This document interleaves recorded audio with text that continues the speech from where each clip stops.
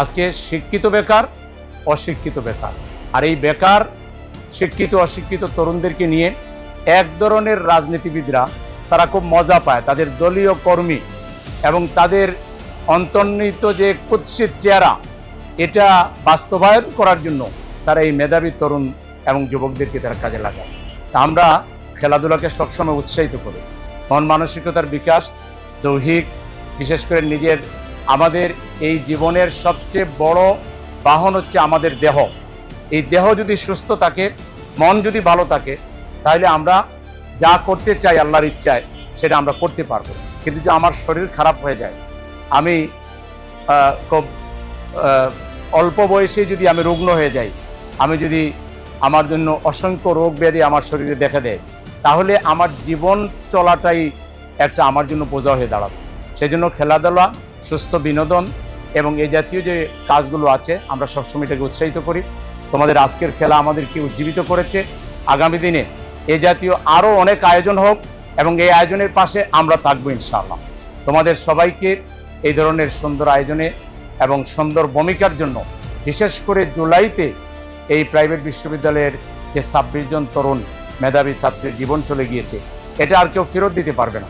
তবে ইতিহাসে এই প্রাইভেট বিশ্ববিদ্যালয়ের ছাত্রদের ভূমিকা অবিস্মরণীয় হয়ে থাকবে এবং যুগ যুগ ধরে যারা বাংলাদেশে গণতন্ত্র হরণ করতে চাইবে, স্বৈর শাসন কায়েম করতে চাইবে, ফ্যাসিবাদ যারা কায়েম করতে চাইবে, তাদের বিরুদ্ধে তোমাদের এই ভূমিকা স্মারকের ভূমিকা পালন করবে।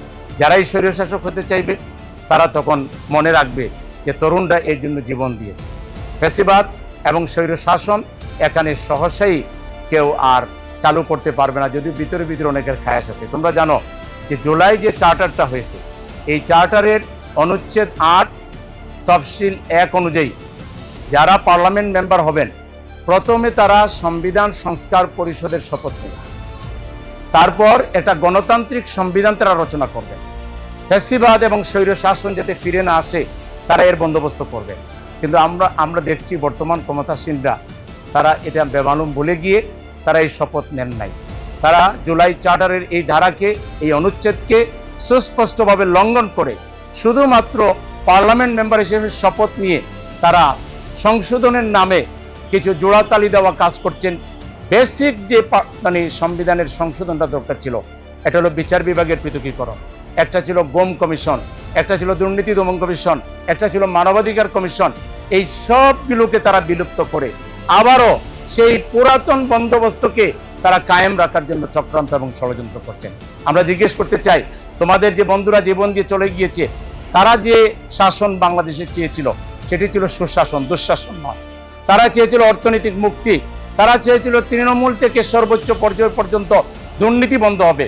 আজকে তুমি সমস্ত বিদেশি যে জার্নালগুলো আছে এবং যারা গবেষণা রিপোর্ট করে, তারা সবাই রিপোর্ট করছে আজকে বাংলাদেশের এই 4 মাসে সুশাসনের নাগাল পাওয়া যায়নি।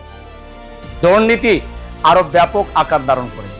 তাহলে বাংলাদেশ সেই ফ্যাসিবাদের আমলে যা ছিল এখনো তাই আছে। এই অবস্থায় জুলাই যোদ্ধা যারা আছো, তারা কি এটা নীরবে মেনে নিবা, না এটার বিরুদ্ধে আমাদের প্রতিবাদ করতে হবে? কি বলো? মেনে নিবা? নীরবে মেনে নিবা? কে একটু হাত তোলো। নীরবে মেনে নিবা না কারা হাত তোলো?